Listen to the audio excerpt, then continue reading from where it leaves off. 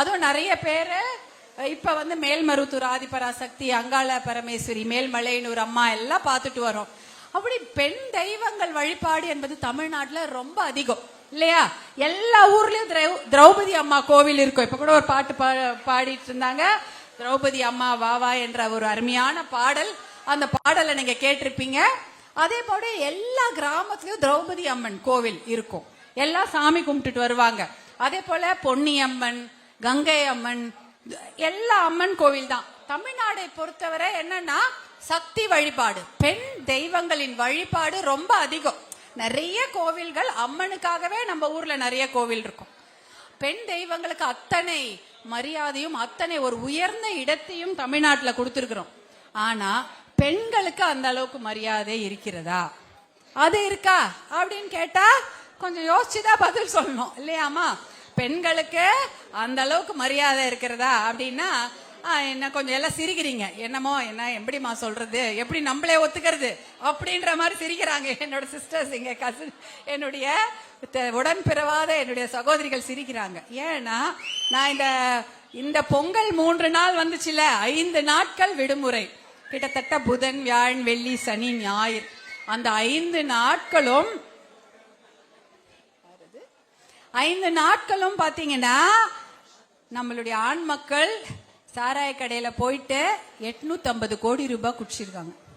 சாராய கடையில போய் 850, சரி டக்குன்னு கொஞ்ச நேரத்துல என்ன உட்காருங்க, 850 கோடி ரூபாய்க்கு சாராயம் குடித்திருக்கிறார்களாம். எது 5 நாள்ல, அதுவும் 2 நாள். எது பெரும் பொங்கல், மாட்டு பொங்கல் அன்னைக்கு 518 கோடி தமிழ்நாடு முழுக்க குடிச்சிருக்கிறாங்க. நான் கேக்குறேன், 3000 ரூபாய் வந்ததா? பொங்கல் பரிசு வந்ததா? எல்லாரும் ரேஷன் கடையில எல்லாருக்கும் கொடுத்தாங்களா? எங்க போச்சு? உங்ககிட்ட இருக்குதா?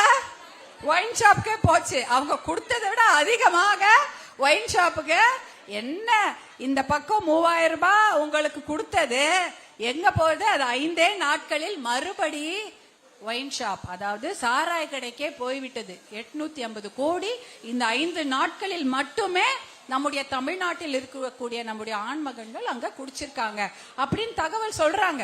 நான் கேக்குறேன், இவ்வளவு ரூபாய் குடிச்சிங்களே எல்லாரும் மக்கள், எங்க வீட்டுல இவ்வளவு பொண்ணுங்க, எல்லாருக்கும் திருமணம் ஆயிடுச்சா? திருமணம் ஆனவங்களாம் கை தூக்கு பார்க்கலாம். பாதி பேர் திருமணமானவங்க தான், சின்ன பொண்ணுங்க தான் இல்ல. உங்க வீட்டுக்கு என்னமா ஒயின் ஷாப்புக்கு எப்படி ஒரு 3000 ரூபாய் செலவு பண்ணாரு? ஒரு 30 ரூபாய் பூ வாங்கி கொடுத்தாரா? இல்ல, 30 ரூபாய் பூ வாங்கி கொடுக்கலையா? ஆட இந்த பகுதி பர்கூர்ல குண்டுமல்லி தானே விவசாயம். ஆமா, நிக்கல, நீங்க போய் நிக்கிறதுக்கு முன்னாடி அவங்களே வாங்கிட்டாங்க. அந்த குண்டுமல்லி விவசாயம் தான் இங்க அதிகமா. போச்சம்பள்ளி, பர்கூர் பகுதியில தோட்டத்துல போய் அந்த குண்டுமல்லியை பறிச்சு கொண்டு வந்து கூட அவங்க யாருக்கும் கொடுக்கல. அவங்க கொடுக்கவே இல்லையா ஒரு பூ வாங்கி? ஆனா 850 கோடி ரூபாயை மதுக்கடையில கொடுத்த என்னுடைய அன்பு சகோதரர்களா இருக்கிறீங்களே, ஒரு 10 ரூபாய்க்கு பூ வாங்கி என் அக்கா தங்கச்சி இருக்கிறாங்களே கொடுத்தீங்களா வீட்டுல அப்படின்னு கேட்டா இல்லன்னு தான் சொல்லுவாங்க போல இருக்கு. என்ன இது? அவங்களுக்குலாம் ஒரு வேண்டுகோள், வீட்டுல இருக்கிற மனைவிகளுக்கு ஏதாவது ஒரு இதுதான் கேட்கற, எதமா எதிர்பார்க்கிறோம்? ஒரு முழம் பூ தானே, ஒரு பூ வாங்கினது கொடுத்தா சந்தோஷம், வேற ஒண்ணும் கிடையாது. பெரிய பட்டு புடவை அப்படிலாம் கூட கேட்கல. பட்டு புடவை கேட்போம் தான், ஆனா வாங்கி கொடுக்கலனாலும் ஒரு பூ வாங்கி கொடுத்தா சந்தோஷமா இருக்கும். அத கூட வாங்கி கொடுக்கல, எல்லாத்தையும் கொண்டு போய் டாஸ்மாக் கடையில வச்சு குடிச்சிருக்கிறாங்க. கஷ்டமா இருக்கு இல்லம்மா? மனசு கஷ்டம் தானே? ஏன் இந்த மாதிரி பண்றாங்க அப்படின்ட்டு.